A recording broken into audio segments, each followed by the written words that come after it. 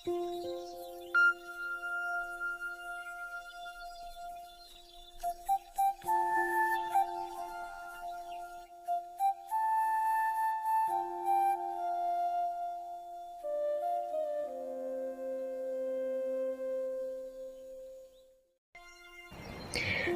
पुराने समय की बात है। एक छोटे से गांव में इतनी भीषण गर्मी पड़ रही थी कि गंगा नदी का किनारा पूरी तरह सूख चुका था। जमीन फट रही थी, पेड़ मुरझा गए थे और हर तरफ सिर्फ धूल ही धूल थी।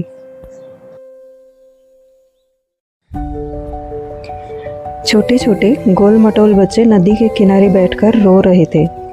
उनकी छोटी सी आंखों में आंसू बह रहे थे। अम्मा, पानी कहाँ चला गया? हम सब प्यासे मर जाएंगे, वे रो रो कर चिल्ला रहे थे।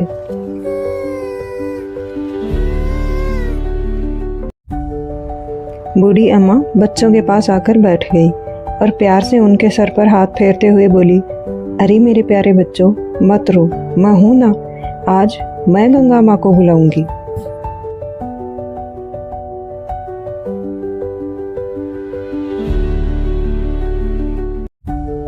बच्चों की आंखों में पुरानी यादें ताजा हो गई। कभी यह नदी तेज पानी से बहती थी, सब लोग खुश रहते थे और चारों ओर हरियाली ही हरियाली होती थी।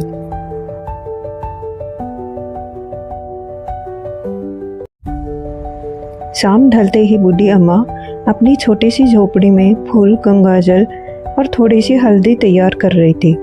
बाहर खड़े बच्चे चुपके चुपके उन्हें देख रहे थे।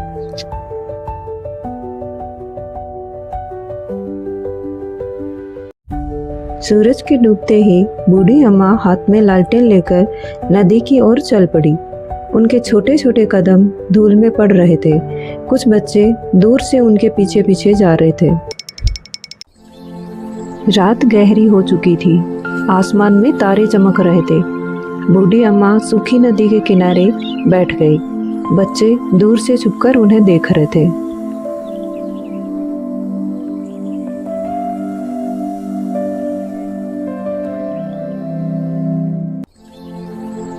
गंगा माँ, तेरी धारा बहा दे, गांव की प्यास मिटा दे।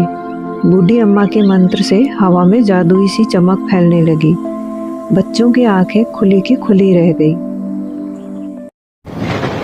बूढ़ी अम्मा ने जोर से मंत्र बोला। हवा तेज होने लगी, आसमान में बादल छा गए और जादुई रोशनी और तेज चमकने लगी।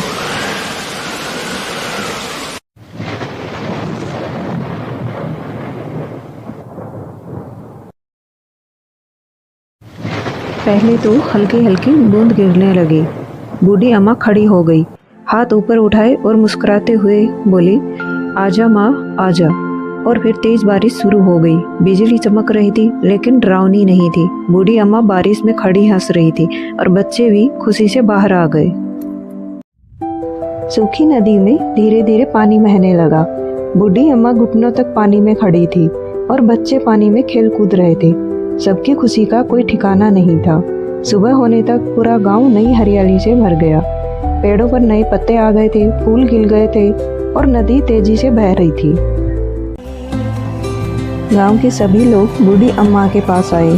बच्चों ने उनके गले में फूलों की माला डाली और सबने हाथ जोड़कर उनका धन्यवाद किया। फिर सब मिलकर गाना गाने और नाचने लगे।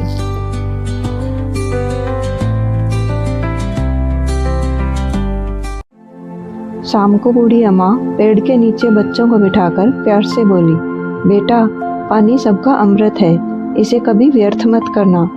पेड़ लगाओ, नदी साफ करो और प्रकृति का सम्मान करो। बच्चे खुशी से बूढ़ी अम्मा को गले लगाकर रो पड़े। सबका दिल प्यार और खुशी से भर गया था। सूर्यास्त के समय बूढ़ी अम्मा अकेली नदी के किनारे खड़ी थी। लाल सुनहरी रोशनी में वे मुस्कुराते हुए नदी को देख रही थी और इसी तरह गांव में फिर से खुशियां और हरियाली लौट आई। बूढ़ी अम्मा और उनके छोटे छोटे बच्चों की यह प्यारी कहानी आज भी हर गांव में सुनाई जाती है।